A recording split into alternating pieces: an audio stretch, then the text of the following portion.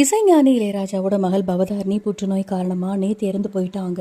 இலங்கைக்கு சிகிச்சைக்கு போன அவங்க சிகிச்சை பலன் இல்லாமல் உயிரிழந்திருக்காங்க. இந்த ஒரு தகவல் ஒட்டுமொத்த தமிழ் திரையுலகத்தை சேர்ந்தவங்களுக்கும் சரி, பவதாரணியோட ரசிகர்களுக்கும் சரி ரொம்ப பெரிய அதிர்ச்சியை ஏற்படுத்தியிருக்கு அப்படின்னு தான் சொல்லணும்.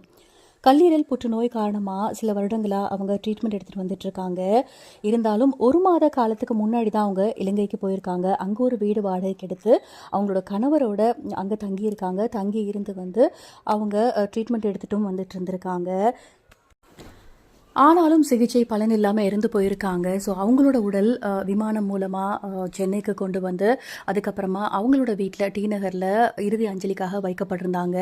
அதுக்கப்புறம் தேனி மாவட்டம் பண்ணைபுரத்தில் இன்னைக்கு அவங்கள நல்லடக்கம் செய்ய போவதாகவும் தகவல் வெளிவந்திருக்கு.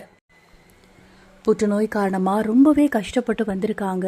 அவங்கள இறுதி அஞ்சலிக்கு வச்சுருக்காங்க. ஆனாலும் அவங்கள பார்க்குறதுக்கு பவதாரணி மாதிரியே இல்லாமல் ஆளே அடையாளம் தெரியாத அளவுக்கு அவங்க ரொம்ப மெலிந்து காணப்பட்டிருக்காங்க. இதெல்லாம் நமக்கு பார்க்குறப்போ ரொம்பவே வேதனை தரக்கூடிய ஒரு விஷயமாக தான் இருக்குது. ஸோ பார்த்திங்க அப்படின்னா நேற்று முன்தினம் அவங்களுக்கு ரொம்ப உடல்நிலை சரியில்லாமல் போயிருக்கு. என்னதான் பவதாரணி மறைந்தாலும் கூட அவங்களோட பாடல், அவங்களோட குரல் நமக்கு எங்கெங்கேயும் ஒழிச்சிட்டே தான் இருக்கும்.